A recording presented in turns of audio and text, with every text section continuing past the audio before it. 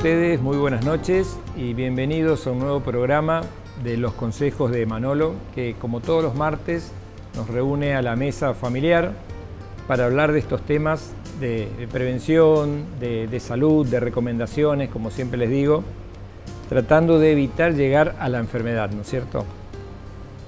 Bueno, hoy con el gusto de recibir ya a un amigo de la casa. Él estuvo hace poquito y lo habíamos comprometido para terminar de cerrar algunos temas que habían quedado pendientes. Recuerdan, habíamos hablado de divertículos, diverticulitis, hablamos del cáncer de colon y bueno, quedó el tema de por qué no hablar un poco de la parte del hígado, de la vía biliar, del páncreas, de todo lo que se conoce como la enfermedades o patologías benignas de la vía biliar. Ahí vamos a encasillar a los cálculos, o sea, las piedras en la vesícula, las inflamaciones del colédoco, que es el conducto que el doctor nos va a explicar muy bien en qué consiste, del páncreas, ¿no es cierto?, que tanto uno lo nombra, el páncreas, y uno piensa que cuando está enfermo del páncreas es algo que definitivamente es muy malo. Eso obviamente cuando es una patología maligna, pero también están otros tipos de inflamaciones y pancreatitis que son benignas, y es lo que vamos a hablar, vamos a dedicarle hoy el programa. Así que tenemos mucho para hablar. Todas aquellas personas que sientan, como siempre digo, que quieren saber algo, quieren asesorarse sobre algo relacionado a todo lo que sea hígado, vía biliar, páncreas, bueno, están nuestros teléfonos como siempre, por WhatsApp, vía mensajes de voz también, 3765-183000 es el número de siempre. Y bueno, les decía que nos visita el doctor Mauro Danequilde, como hace un par de meses atrás. Buenas noches, Mauro, muchas gracias. Buenas noches, Manolo. Gracias por la invitación de nuevo.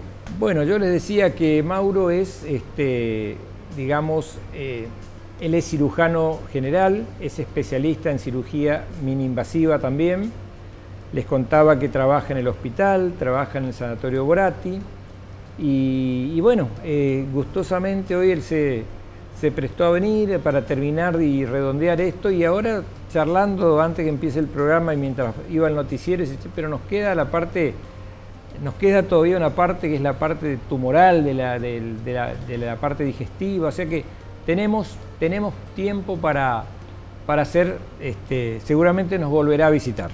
Así que, Mauro, muchas gracias por estar, gracias por venir como siempre, te robamos un tiempo, sabemos que estuviste operando, que estuviste haciendo consultorio, que alguno hoy se quedó sin su vesícula, pero bueno, no fue en vano seguramente.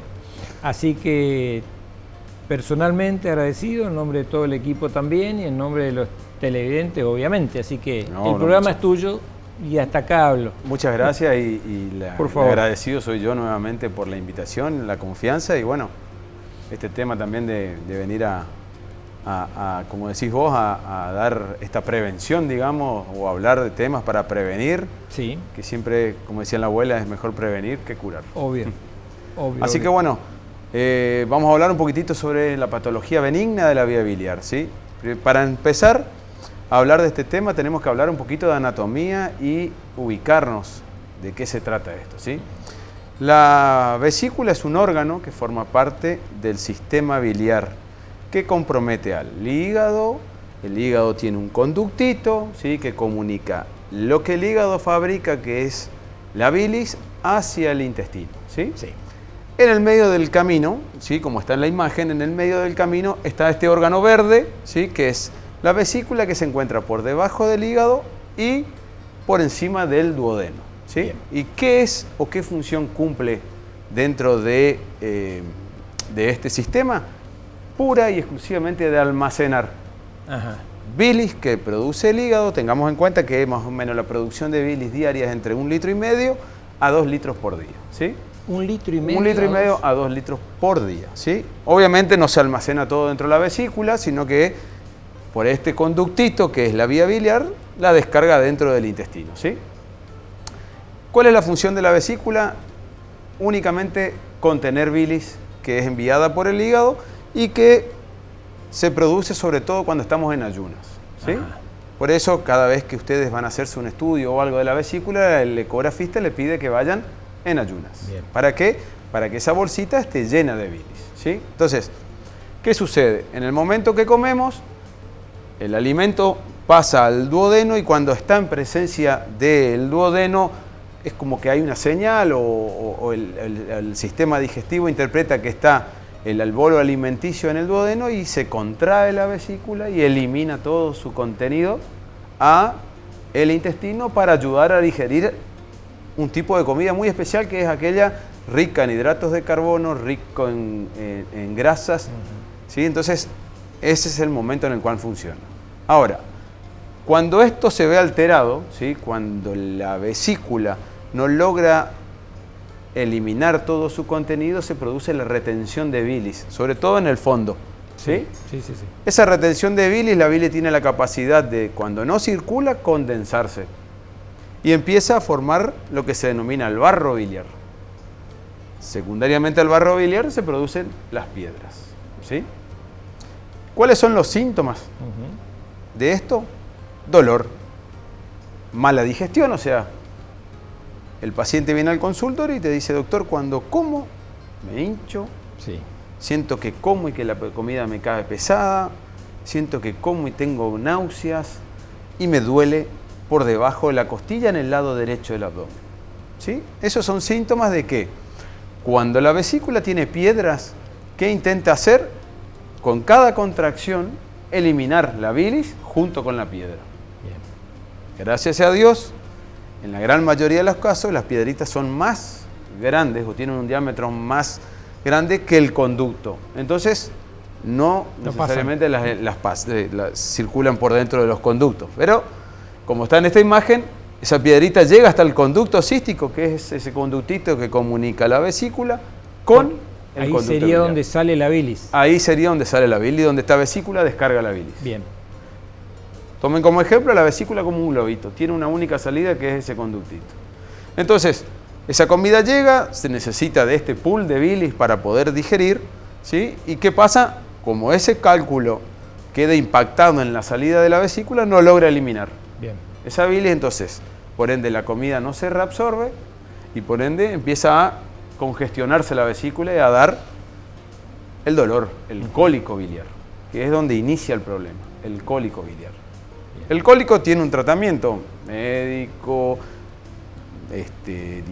con dietas se soluciona. Ahora, cuando este cólico se hace reiterado, empieza a aparecer lo que se llama la inflamación de la vesícula, que es la colecistitis. La colecistitis. ¿Sí? Entonces, la colecistitis no es ni más ni menos que la inflamación de la vesícula. ¿Sí? Obviamente, ¿qué propensa o qué ayuda a que esto suceda? La dieta. Dieta rica en hidratos de carbono, dieta rica en alimentos con mucho contenido de grasa, dieta rica en frituras. La comida rica, justamente. La comida rica, exacto. El asado rico en grasa, ¿sí? Las pastas, los picantes, los embutidos. Todas esas son comidas que se denominan colecistoquinéticas, que ayudan a la contracción de la vesícula, ¿sí? Entonces, en ese momento es donde, o con ese tipo de comida, es donde aparece el cuadro. ¿Cómo se detecta esto? Frente a estos síntomas, obviamente, primero está el control, hablemos de la prevención. Sí. Un control a partir de cierta edad, joven, esto cada vez se ve en gente más joven, ¿sí?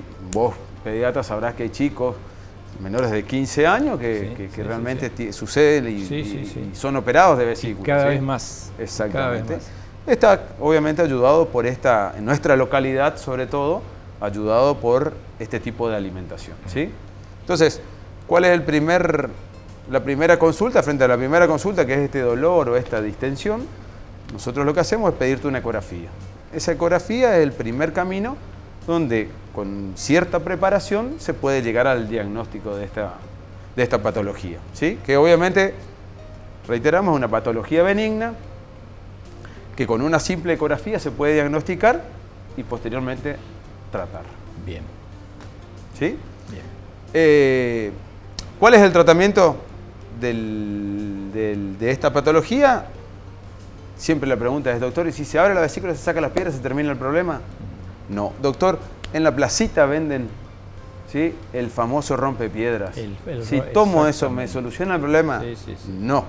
No necesariamente esto es igual a la litiasis renal o a las piedras en los riñones, ¿sí?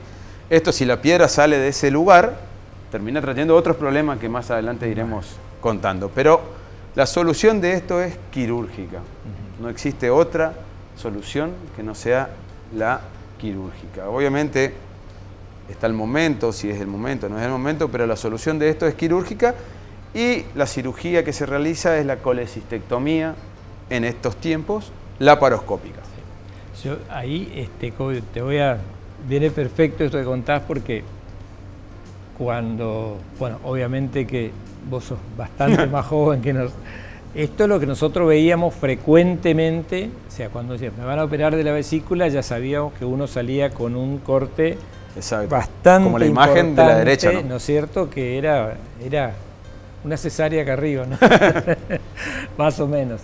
Hoy eso no es que se terminó, tiene sus indicaciones precisas, ¿no es cierto? Exactamente. Pasamos a esto que es muy interesante. Esto es una cirugía mínimamente invasiva, ¿sí? Que es una cirugía que cuando uno realiza el diagnóstico es una cirugía que se programa, el paciente elige la fecha, el día de cuándo se va a operar, obviamente que no sea por guardia, ¿no? Sí. ¿Sí?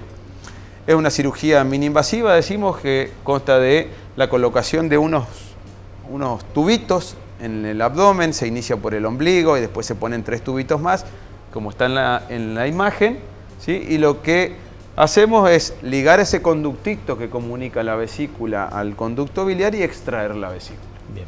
Es una cirugía muy bien tolerada, obviamente en comparación a las cirugías convencionales, esta es una cirugía muy bien tolerada, que si se logra diagnosticar a tiempo la enfermedad y tratarla, es una cirugía que se programa, se interna el mismo día, se opera el mismo día, una noche de internación y al otro día el paciente se va a su casa y se olvida de este problema. Bien.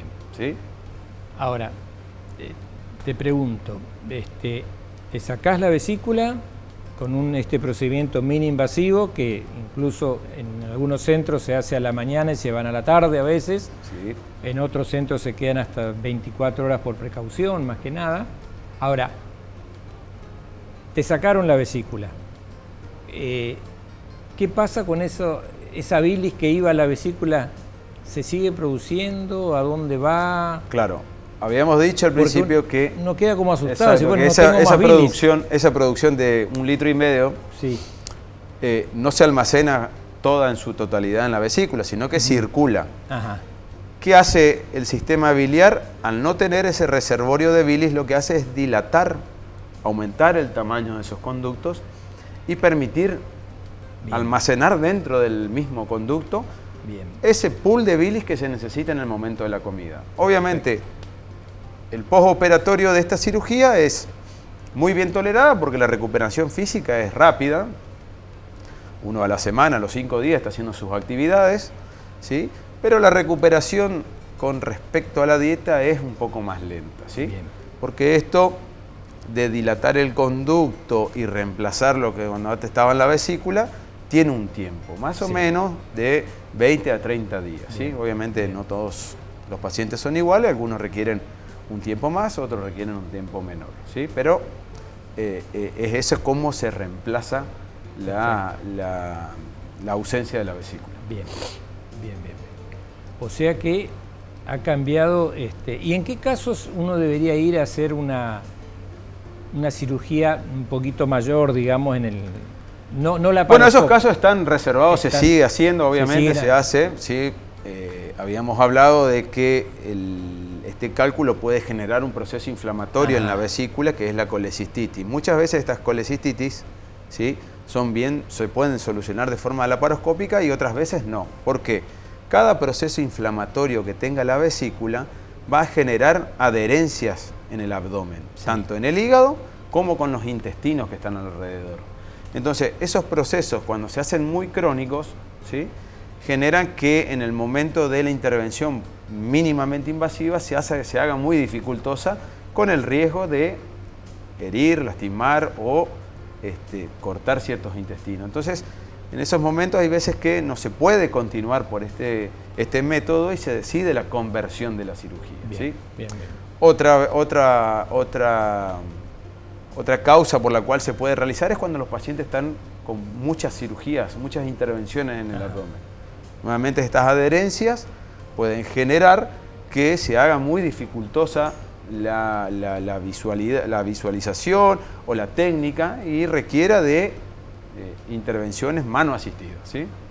Obviamente cada vez, cuanto más vaya pasando el tiempo, más viejos nos vayamos quedando, más experiencia uno va teniendo con este sistema que hace que cada vez sean dejados de lado estas cirugías. Que obviamente la recuperación física no es la misma, ¿sí? Ni tampoco la intervención. Estas heridas se pueden generar eventraciones, hernias, pueden generar infecciones, no así este procedimiento mini-invasivo. ¿sí? Bien. Obviamente, ¿cuáles son las complicaciones si uno no se opera? Eso. ¿Sí? Las complicaciones son que uno va a estar, al principio va a dejar de tener o va a tener intolerancia a estos alimentos, al asado, a la milanesa, a la papa frita. Todo te va a caer pesado. Todo te va a empezar a caer pesado y vas a estar concurriendo cotidianamente a la guardia. Después de un asado, después de una milanesa, a la guardia. ¿sí? Cada vez se van a hacer más reiterados. Muchas veces estas consultas pueden hacer que el paciente termine internado, otras veces que se vaya al domicilio, y estos procedimientos pueden hacer que la afección en el nivel local sucedan abscesos, colecciones, que esas piedras dejen de estar dentro de los conductos y migren por tanta insistencia en la vesícula. Acuérdense que la vesícula es un órgano con músculo que va a contraer y va a tener la capacidad de poder pasar esas piedritas a los conductos. Entonces, vienen otras complicaciones, ¿sí? Que esto va a hacer de que la intervención ya no sea esa intervención programada, sino que sea una intervención por urgencia, con distintas complicaciones, que requieran de otras intervenciones agregadas, muchos más días de internación, más complicaciones, ¿sí? Que, bueno, por eso la insistencia de, una vez diagnosticado, lo ideal es la cirugía.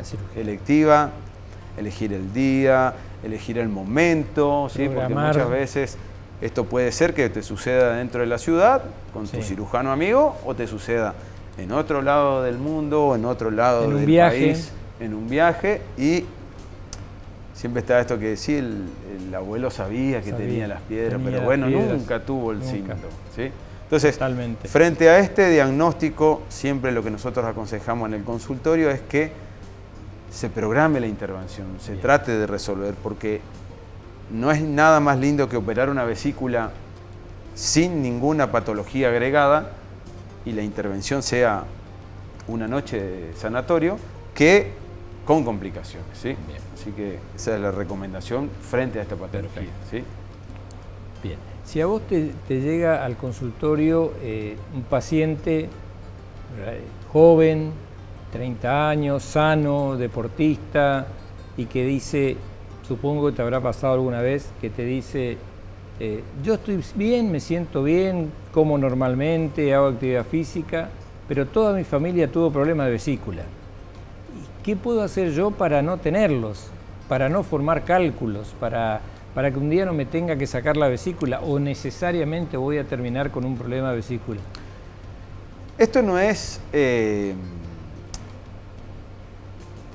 no viene que si tu papá lo tuvo, vos lo vas a tener. Esto no hay una cuestión genética. No es genético. Esto no es genético. Perfecto. Esto, básicamente, la forma de evitar es tratar de hacer una dieta, tratar de hacer actividades, volvemos a lo mismo, mucha ingesta de líquidos, actividad física, dietas ricas en fibras, no tantos hidratos de carbono, ¿sí?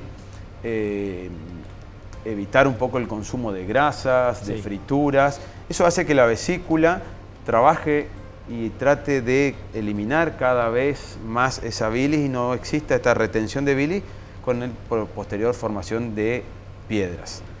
Volvemos a lo mismo. Se puede prevenir, pero la posibilidad de tener piedra en la vesícula es solamente teniendo la vesícula en el abdomen, uno tiene la posibilidad de formarlas. Así que lo más importante son los controles. ¿Sí? Los controles con una ecografía anual, ¿sí? Uno va investigando, va controlando los síntomas, ¿sí? Estos dolores, esta distensión, las molestias, cómo y me dan muchos episodios de diarrea. ¿Sí? Todo esto llama la atención y hace que uno tenga que, obviamente, realizar la consulta temprana para poder solucionar. ¿Sí? Perfecto. Vos habías comentado al principio del programa que, bueno, recordamos así en el aire, ¿no es cierto? Estaba el hígado, estaba la vesícula ahí, llena de bilis, y que por un conducto, cuando había una comida copiosa, interesante, rica, que estuvo muy buena, la bilis empezaba a circular. Bueno, pero si después teníamos el otro tema, si en vez de bilis, aparte tenemos cálculos o piedras, ¿no es cierto? ¿Qué pasa si el cálculo llegase a pasar junto con la bilis por ese conductito, ¿no es cierto? Que vos decías, a veces, gracias a Dios, como que impacta y vuelve. Bueno. Pero si pasa, ¿a dónde va? Esa es otra patología, digamos, que se llama la litiasis coledociana. ¿Qué pasa? Estos calculitos, una vez que empiezan en la vesícula a contraer, obviamente como la bilis la va a querer eliminar. Sí. Pasan al conducto principal, que es ese conducto que comunica lo que habíamos dicho, el hígado con el duodeno. Lo que se ve en verde. Lo que se ve en verde. Exacto. Esta es la vesícula que tiene sus piedritas y que, obviamente, con esas contracciones la eliminó. Bien. ¿Ahí qué pasa? Obviamente el dolor va a ser más importante en el abdomen.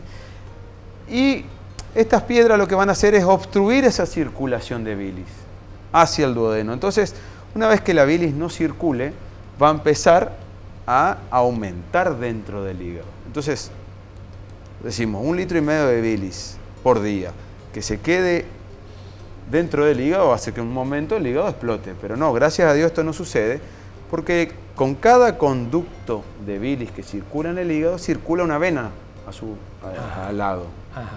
Entonces esta dilatación permite de que la bilis, que el único lugar por donde circula es en este conducto y en la luz del intestino, pase a circular a la sangre. Bien. Entonces el paciente, ¿qué va a pasar? Se va a poner amarillo. Amarillo. Como la hepatitis. Entonces, esta bilis va a empezar a circular dentro de la sangre y va obviamente a infectar órganos que normalmente no tienen bilis, como la piel, la parte blanquita de los ojos, la orina, ¿sí? Muchas de las consultas de doctor, siento dolores y desde ayer empecé a orinar como un té.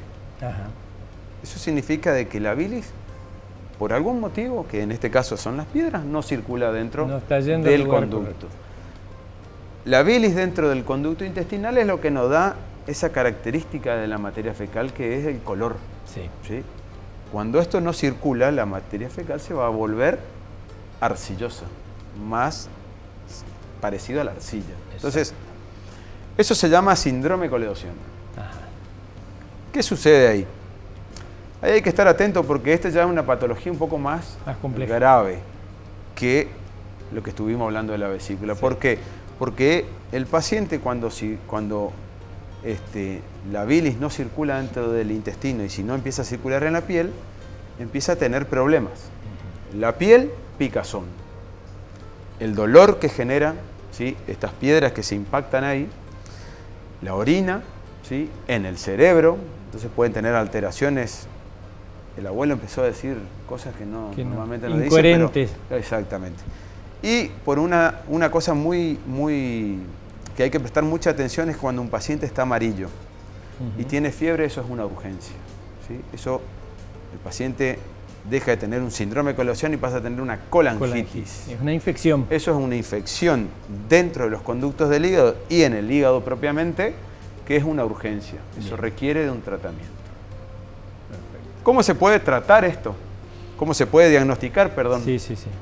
Mediante una ecografía o con otros estudios como una resonancia.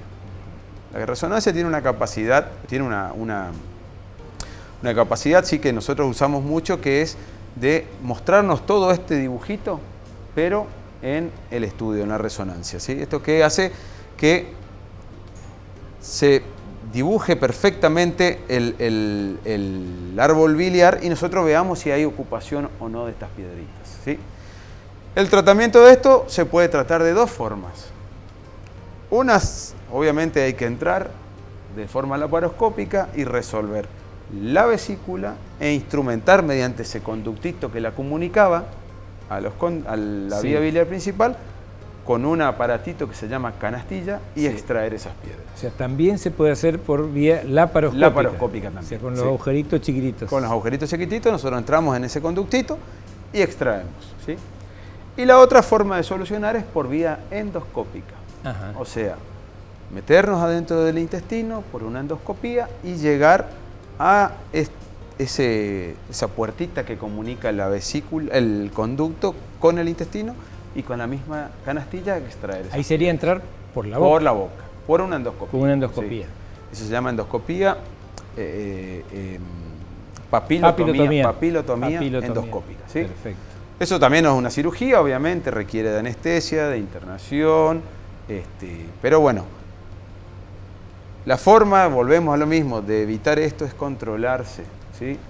Totalmente. Lo ideal es operar un paciente que sabe que no tiene síntomas, pero que tiene esa litiasis o la piedra en la vesícula, y operarlo sin todas estas complicaciones, ¿sí? Obviamente hay mucha gente que debuta, sí, que nunca se enteró que tenía estas piedritas en la vesícula y que debuta directamente con ya la piedra en la vesícula y en los conductos. Entonces, eso ya obviamente se puede solucionar, se soluciona, pero antes, si uno hace la anamnesis, previamente ya el paciente no es que debuta por debutar, sino que ya venía con dolores, con malestar digestivo, intolerancias, varias consultas. Así que son patologías benignas que tienen solución, ¿sí? que obviamente si uno se deja estar, esto puede terminar en situaciones graves. La colangitis es una enfermedad grave, que puede el paciente terminar en la terapia intensiva, requiriendo de muchos drenajes, ¿sí? Requiriendo de muchas intervenciones, sobre todo los pacientes que tienen diabetes, ¿sí? La diabetes sabemos que es una enfermedad que hace que ellos sientan menos dolores, la clínica sea más silenciosa en estos casos. Y muchas veces el paciente debuta con una ictericia, con un síndrome coledociano, con una colangitis o con una colecistitis sin tener tantos dolores ni nada de eso. Entonces, es importante la consulta. Bien. Mauro, nos preguntan, dice, tuve exactamente lo que están describiendo. Dice, fui a la guardia y me internaron. Me dijeron que había que enfriar el proceso. Que había que enfriar. Estuve internada 4 días y me recomendaron que luego vuelva para operarme.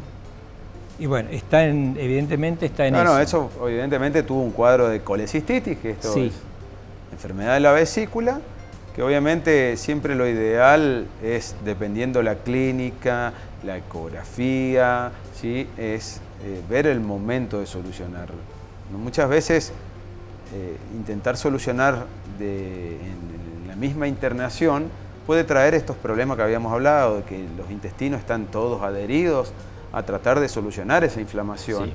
Y a veces es conveniente, dependiendo de la situación física y clínica del paciente, enfriar el cuadro, como le dijeron, o sea, antibióticos, antiinflamatorios, esperar que esa inflamación ceda y después programar la intervención. Perfecto. Todo obviamente dependiendo de estos estudios por imágenes, que nosotros también, es importante que el cirujano también haga el procedimiento, haga esa ecografía, ¿sí? Uno como ya sabe la anatomía, es bueno que los cirujanos también dependamos de tratar de hacer nosotros el diagnóstico, de hacer la ecografía para ver el momento ideal de la intervención. ¿Sí? Perfecto. Pero bueno, eso de enfriar el cuadro no es la solución, ¿no? Es, digamos, es para el momento. Es calmar la situación, va a volver un pero día que debería volver a la consulta y tratar de ver la posibilidad de solucionar el Porque problema. el día que se pase con la comida, vuelve. Y esto no tiene otra solución que no sea quirúrgica. Bien. Sí, acá, bueno, justamente va prendida con esta que dice, ¿hay alguna otra manera de eliminar los cálculos que no sea por cirugía? Hay que tener mucha suerte de que el cálculo que tenés en la vesícula pase al conducto que estuvimos hablando y que el conducto pase al intestino. Estamos hablando de cálculos pequeñísimos. Muy chiquitos, pero no, lamentablemente no existe ningún medicamento que haga que estas piedras se vayan de ahí. Si las piedras salen de la vesícula y van a estos conductos, volvemos a lo mismo, o sea, el cuadro puede ser mucho peor. Bien. Dice, tengo piedras en la vesícula, ¿cuáles serían los síntomas que serían de urgencia y que me tengan que operar de inmediato? El dolor. Ya los tiene. Lo más importante es el dolor. El dolor. El dolor. El dolor, la intolerancia alimentaria, los vómitos, fiebre, dolor que no calman con los analgésicos o con los propios, el propio Sertal. Mucha gente que autoconsume el Sertal. Hay gente que toma un antiespasmódico. Antiespasmódico, ¿no? ¿sí? Esos son síntomas de que tiene que ir a la consulta de manera inmediata. Bien, me dice. ¿Qué pasa, doctor, si no me quiero operar de la vesícula? Tengo cálculos. Bueno, no operarse de la vesícula implica una exigencia mayor, que es la dieta. La dieta. Sí. Es evitar estos alimentos colecistoquinéticos, grasas, frituras, embutidos. Esos son los que requieren más bilis, ¿no es cierto? Exactamente. Pero llega un momento en esta patología que se ve en la consulta que te dicen, doctor, tomo agua y me siento mal. ¿Sí? Porque esto ya es algo... entra en un círculo vicioso que lamentablemente uno puede vivir, o sea, dependiendo de la edad y las patologías que el paciente presenta, uno puede elegir no operarse. ¿Sí? Ahora, implica este régimen y que, bueno, si un paciente es joven, hay que vivir toda la vida evitando un asado. Totalmente. O este tipo de comida, ¿no? Sí. Doctor, tengo que operarme de la vesícula. ¿Cuánto tiempo dura una cirugía de vesícula? Bueno, obviamente si la vesícula, en este caso es una cirugía programada, los controles previos, la ecografía muestra que hay una vesícula normal, de paredes finas, que no hay inflamación ni nada de eso, la cirugía más o menos dura 1 hora, hora y media más o menos, y nada, es una noche de internación, en este caso, y al otro día al domicilio con los cuidados, y en una semana, 10 días, haciendo su vida normal. Perfecto. Bueno, hablamos con el doctor de todo lo que es patología benigna, ¿no es cierto?, de la vía biliar, de la vesícula, de los cálculos o piedras, del síndrome coledociano, que es un poco esto que nos decía recién, ya una afectación un poquito más importante, de la colangitis, que es la infección, también son todos, digamos, de menor a mayor, procesos que se van agravando, pero que ninguno habla, al menos por el momento, de que haya un problema tumoral, ¿no es cierto?, de un proceso canceroso, son todos procesos benignos, más o menos graves, pero tratables y curables en un 100%, ¿no es cierto? Nos queda hablar en el próximo bloque de un tema no menos importante y que seguramente al nombrarlo ya muchos se van a dar cuenta, y que vamos a hablar del páncreas, ¿no es cierto?, de las inflamaciones, las infecciones del páncreas, o sea, de las pancreatitis, que es otro componente ahí que está en esa zona, que tiene una función, ¿no es cierto?, que por algo está, y vamos a tratar de ver qué problemas pueden surgir con el páncreas y obviamente, más que nada, qué recomendaciones para evitar que tengamos problemas con esta glándula, ¿no es cierto?, que también sabemos que hay que diferenciar bien de lo que es el problema benigno del maligno. Sabemos que el maligno es tremendo. creo que si mal no recuerdo, es uno de los cánceres más problemáticos, Sí. más graves, Con porque altísima se llega mortalidad. altísima mortalidad, porque uno habitualmente llega tarde al diagnóstico, ¿no es cierto? Llega tarde, Llega tarde. Y así todo, Ujú. llegando temprano, vamos Llegando a decir de una temprano forma, cuesta. tiene una alta tasa de mortalidad. Bien. Bueno, estamos con el doctor Mauro Danequilde. Como les decía, él es cirujano general, es especialista en cirugía mini invasiva, un poco, hace este tipo de cirugía laparoscópica y es un apasionado de la mini invasiva, que es toda una técnica que en algún momento lo vamos a hablar un poquito más en detalle. Así que vamos a hacer una muy breve pausa y en el próximo bloque vamos a tratar de hablar de pancreatitis, de los procesos pancreáticos, y vamos a responder seguramente algunas preguntas que ustedes también ya en este momento nos están enviando. Así que un par de minutos y volvemos.